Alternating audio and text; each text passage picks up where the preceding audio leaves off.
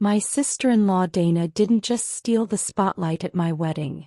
She orchestrated a heist of my entire life, and I was the last one to realize the vault was empty. The moment the DJ played our first dance song, a sickeningly sweet ballad I now can't stand, she accidentally spilled an entire tray of red wine down the front of my custom-made ivory silk wedding gown. The gasps of the guests were louder than the music, a wave of shock and pity that washed over me, leaving me cold and exposed. As I stood there, frozen and stained, a giant purple-red Rorschach test of public humiliation, she sobbed louder than I did, claiming a server had bumped into her, making herself the center of a tragic drama while I was just the ruined prop. My brother Kyle rushed to comfort her, wrapping his arms around her trembling shoulders, and my mother was too busy fetching napkins and a glass of water for Dana's shaking hands to notice I was on the verge of tears. My own husband Mark holding me, his face a mixture of fury and helplessness. That was the beginning of the end, the first public crack in the perfect facade of my life, though I didn't know it then. It was merely the opening act.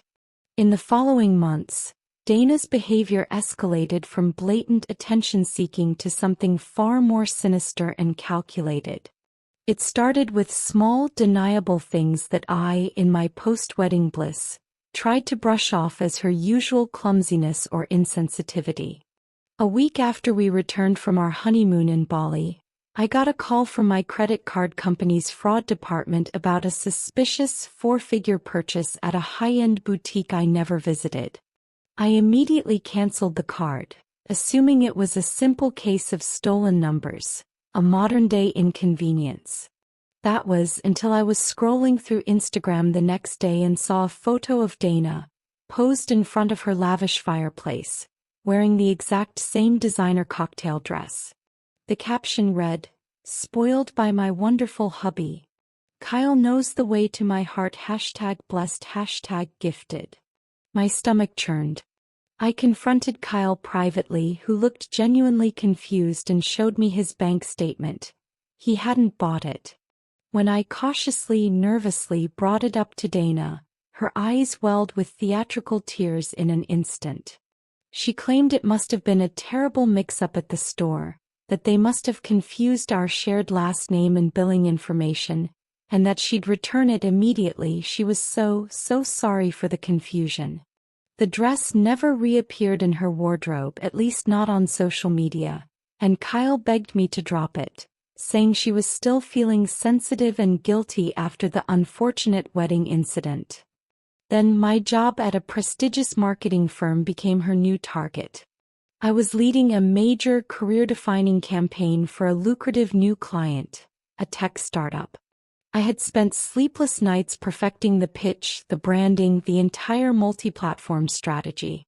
2 days before the big presentation, my boss, Carol, a normally unflappable woman, called me into her office. Her face was granite. An anonymous email sent from an encrypted temporary account had been forwarded to the client and carboned to our CEO. It detailed serious concerns about my professionalism and stability, citing fabricated stories of me missing critical deadlines, being disrespectful and dismissive to junior colleagues, and even suggesting I had a drinking problem that affected my work performance. The client, naturally skittish as a new partner, was hesitant to proceed. I was devastated, my professional reputation suddenly hanging by a thread. The language in the email, which Carol reluctantly showed me, was oddly personal, filled with petty, catty insults that felt bizarrely familiar, like a distorted echo of a conversation I'd overheard. I had no proof, only a cold, hard knot of suspicion solidifying in my stomach. The final, terrifying straw came when my husband, Mark, started acting strangely distant. He'd get cryptic text messages late at night from an unknown number and become evasive, almost defensive when I asked who it was. He started working later, his hugs felt perfunctory, and a subtle wall had gone up between us. One evening, I borrowed his iPad to look up a recipe for a dinner I was hoping would reconnect us, and a Facebook Messenger notification popped up. It was from a profile named Anon Friend, but the message was clear. I know what your wife is really like. She's not the sweet, innocent person you think she is. Ask her about her late nights working with her coworker, Ben. It's not just work. My blood ran cold. Ben was my happily married colleague and friend, and our interactions were purely, unquestionably professional. With trembling hands, I scrolled up and saw a history of these poisonous messages, sent over weeks, each one a carefully placed drop of venom, chipping away at Mark's trust in me. They suggested I was having an affair, that I was emotionally unstable, that I was embezzling from my company, and even that my family was secretly relieved Mark had tamed my wilder impulses. I ran to Mark, iPad in hand, my heart pounding.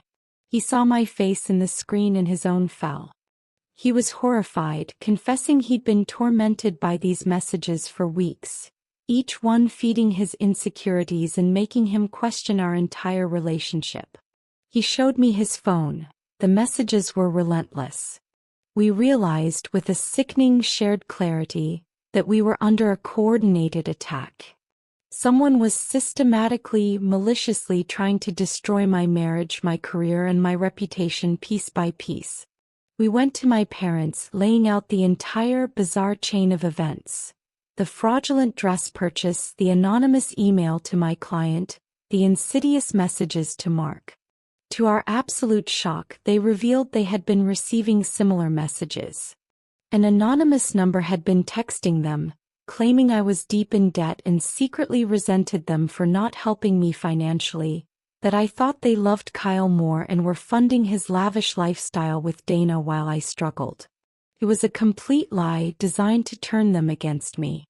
My father, a logical retired engineer, had found the texts odd and out of character for me, but they had planted a seed of concern. My mother, more emotionally driven, had been worrying herself sick, wondering if I was in some kind of trouble I was too proud to share. The common denominator in every single disaster was Dana. She was the only one with the motive, the opportunity, and the vindictive creativity to weave such a complex web of lies. She knew the intimate details of my life, my work stress, my financial comfort, and she knew exactly how to manipulate my family's emotions. But proving it was another matter. She was a ghost, using burner phones, fake email accounts, and public Wi-Fi. Our break came from an unexpected place. A combination of technology and a lucky break. Mark, who works in cybersecurity, used his skills to trace the IP address used to create the Anon Friend Facebook profile. It led back to a public library terminal in a small town 2 hours away. The town itself meant nothing to us, but a quick search revealed it was the hometown of Dana's estranged college friend, Sarah. We had no connection to this woman, but Dana did. She'd mentioned her in passing years ago. We hired a private investigator on a desperate hunch. It was expensive, but we were desperate. The PI discovered that Dana had been making regular, small cash deposits into Sarah's bank account for months. When the PI, a large, calm man who used to be a cop, approached Sarah, she cracked almost immediately. She confessed that Dana had paid her to use her local library's computer for sensitive personal business she didn't want traced to her home, and to receive packages, likely the burner phones, at her address, wanting to distance herself from the activities. Dana had spun her a story about needing to protect herself from an online stalker. Armed with this damning information, we planned our move. We couldn't go to the police yet. It was too circumstantial. We needed a confession. We decided to confront her at a planned family dinner at my parents' house, a controlled environment with all the key players present. We needed her to hang herself with her own words. The night before the confrontation, however, my father received a certified letter. It was from a law firm we didn't recognize. With a sense of foreboding, he opened it. Inside was a formal notice regarding my grandmother's estate. My grandmother, who had passed away 2 years prior, had left a small but valuable portfolio of blue-chip stocks and a charming paid-off cottage by the lake to be divided equally between my father and his sister. The letter stated that new information had come to light, suggesting undue influence had been exerted on my grandmother in her final months, potentially invalidating a later, unsigned codicil to the will that named my father as the sole beneficiary of the cottage.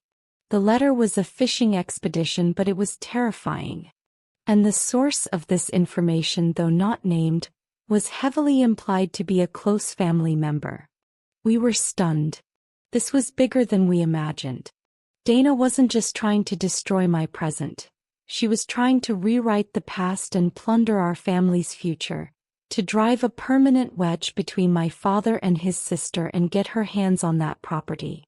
We realized the dinner confrontation was now about more than just my reputation. It was about protecting our entire family's legacy from her poison.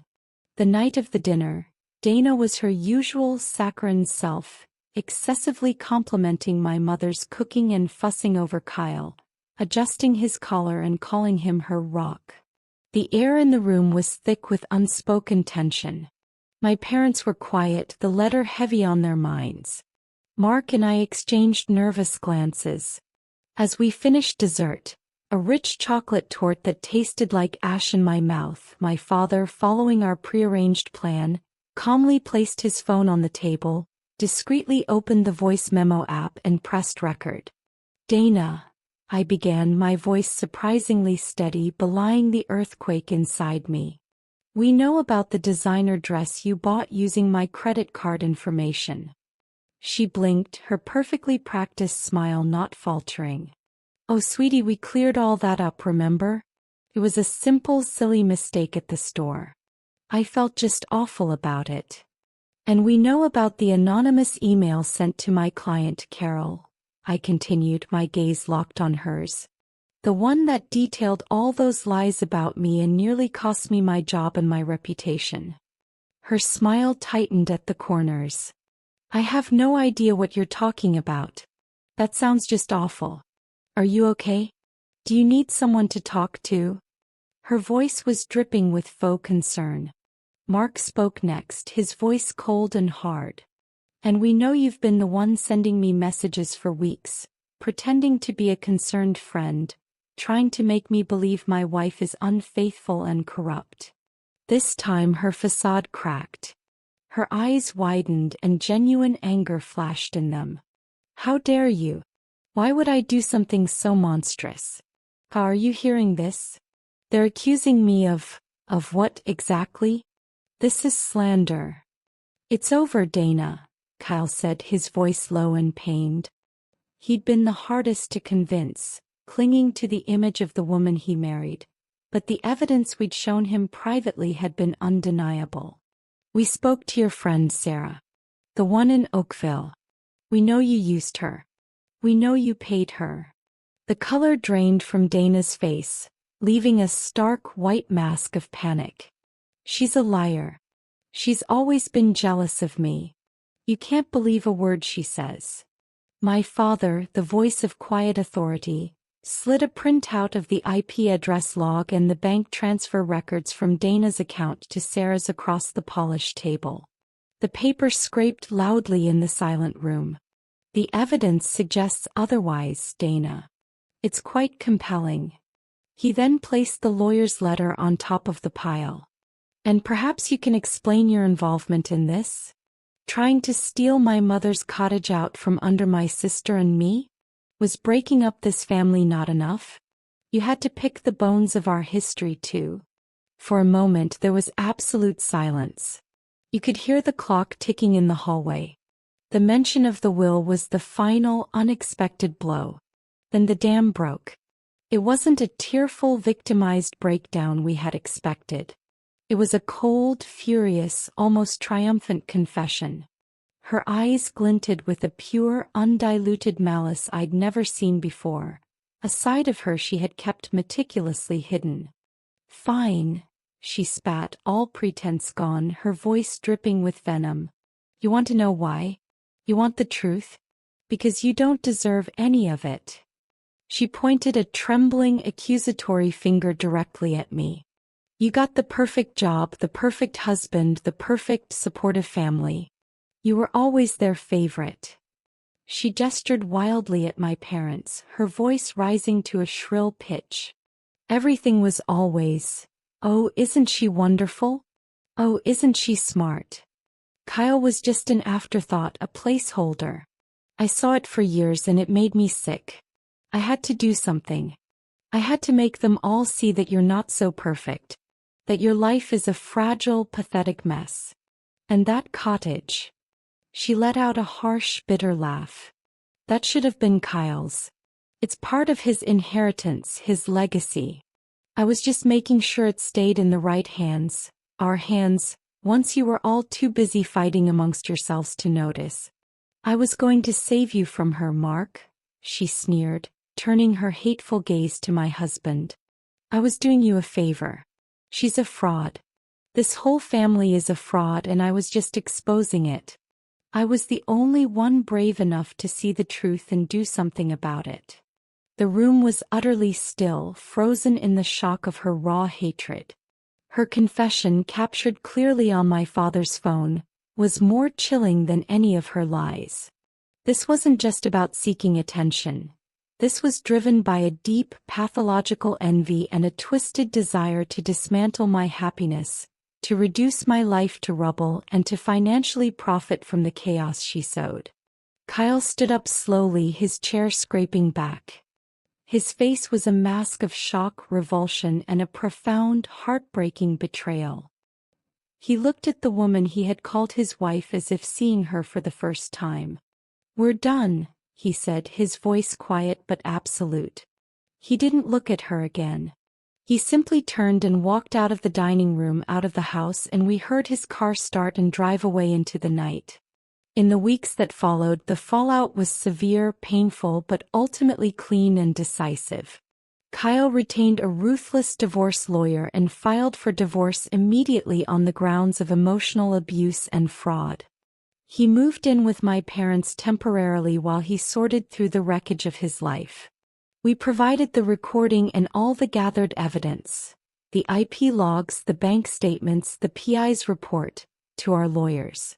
The recording of her confession about the will was particularly damning, and the law firm quickly dropped their inquiry, apologizing to my father and aunt for the trouble.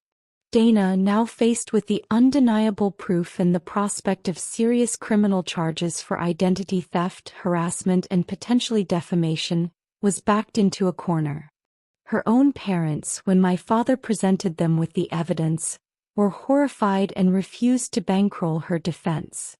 Eventually, through her lawyer, she agreed to a quick, uncontested divorce with no alimony and a division of assets heavily favoring Kyle, on the strict condition we not press criminal charges. She sold her share of their house back to him, packed her things, and moved out of state back to her hometown, cutting all ties with our family. It was a strategic retreat, not an admission of guilt, but it was enough to get her out of our lives. My company, upon being presented with the full story and evidence, was appalled and incredibly supportive. Carol personally called the client, explained the situation, and my reputation was not only restored but strengthened by the transparent handling of the ordeal. I was allowed to repitch the campaign, which the client, now impressed by my resilience, ultimately signed. The victory felt hollow at first, but with time, it became a symbol of survival. A year later, the scars are still there, but they've faded into a reminder of our resilience. Mark and I are stronger than ever, the ordeal having forged our trust in a fire that would have destroyed a weaker bond. We communicate more openly, more honestly. Kyle started therapy and is slowly, painstakingly rediscovering who he is without Dana's toxic influence. He started dating a lovely, down-to-earth teacher who knows the whole story and treats him with a gentle, genuine kindness he never knew with Dana. We are all more cautious, a little less naive, But the air in our family is clear again, the poison has been purged. We finally have the piece Dana tried so hard to steal, and we guard it fiercely, knowing its true value. It's a quieter, more genuine happiness, and it's infinitely sweeter than any stolen spotlight.